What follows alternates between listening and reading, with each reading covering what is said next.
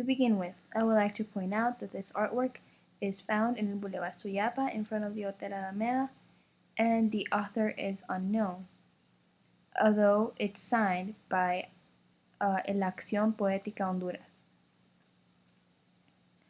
To be honest, my first reaction was, ¿Qué? As in, what? I saw it one day with my mom and I read it and I didn't understand it that much.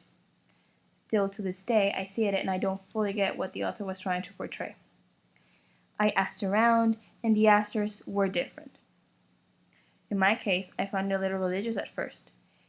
Like maybe it was trying to say like I was waiting for something bad to happen, but God helped me.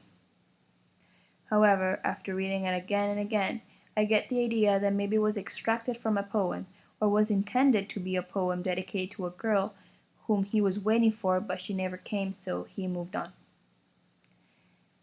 This painting is really plain and basic. It's a white background with the phrase "Me senté a esperar por ti, pero llegaron por mí." This literally translates to English as in, I sat down to wait for you, but they came for me. What caught my attention is that the "ti," as in you, is in capital letters in bold, different from the rest of the words. I believe that the place and the mural in which they're painted is perfect for the public eye.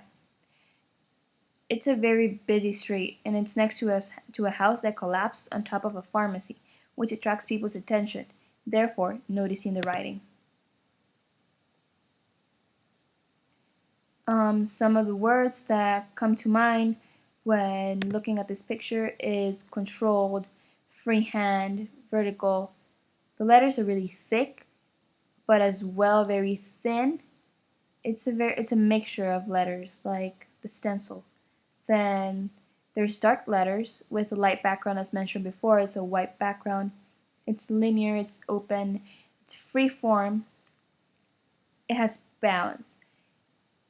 Balance here, I believe that it's not too much. It's not an overwhelming graffiti as we often see. It's not full of color, and the contrast is perfect because it's black and white, and the white background in the brick wall makes an emphasis in the words. I believe it has harmony and unity. It's bright, it's attention calling, it's calm, it's clear. I think, as I said before, I thought in my first impression that it was intended to be a poem, or it could be a poem, or was extracted from a poem from another author.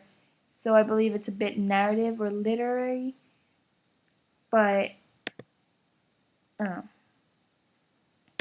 then I believe, as an analysis for this graffiti, that a lot of the graffiti in Honduras, especially in Tegucigalpa, is painted towards protest to the government, like as a form of revolution, or trying to get control over the government, or trying to point out ideas or concepts that they wouldn't normally say in the public media or like in a newspaper or in regular TV. However, this artwork, I don't sense much of a protest. I consider it more of a personal message or testimony, or trying to give out some feelings or emotions, but in a more conceptual way than a more concise.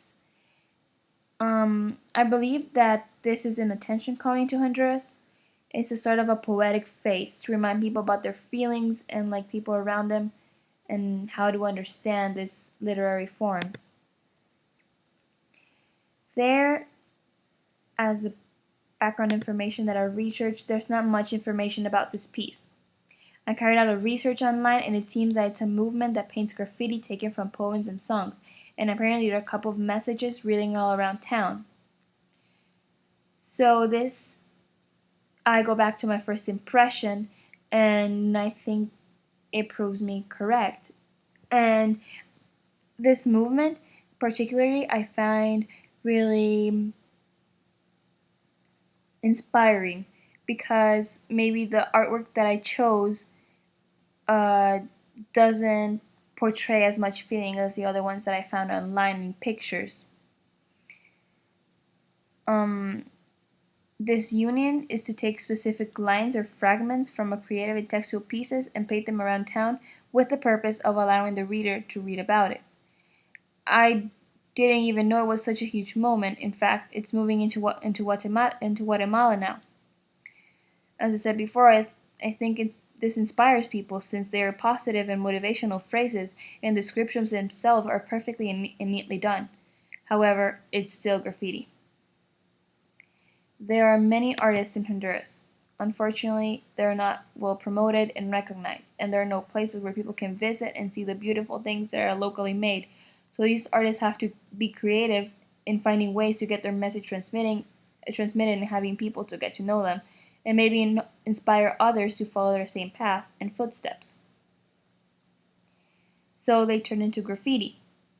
And every once in a while, while we are feeling down or need an inspirational message, and what a good way to receive it is through this interesting paintings.